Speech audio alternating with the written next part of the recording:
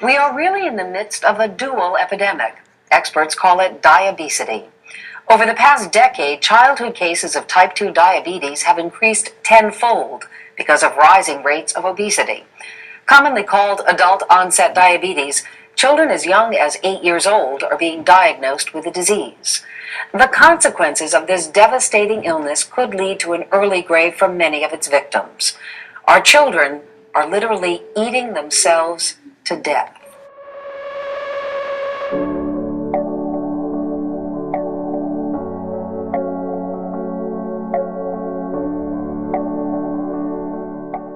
For thousands of years, overweight and obesity were exceptional, rarely seen and never studied. In some cultures, obesity was prized, indicating status and wealth. In the 19th century, the scarcity of food left people believing fat was good and corpulence increased flesh. This was reflected through arts, literature, and politics. Only the richest had the means to become obese, and girth advertised wealth more effectively than the richest clothing or jewels.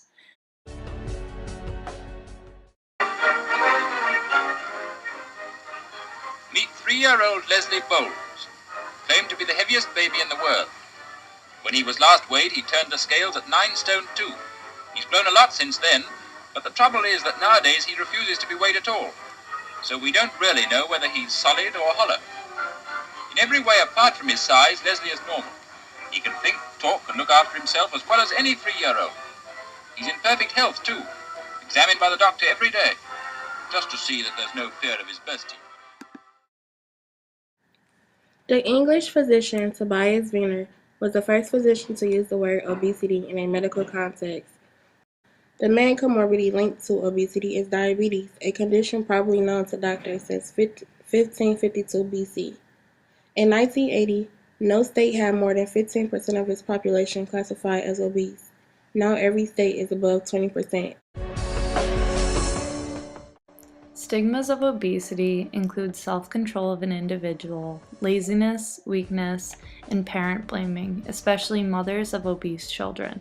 A physical stigma of obesity is fatness. Only thin people are seen to be healthy and in shape. Stigmas of obesity are formed by mass medias. Girls are held at a stricter body standard due to gender norms.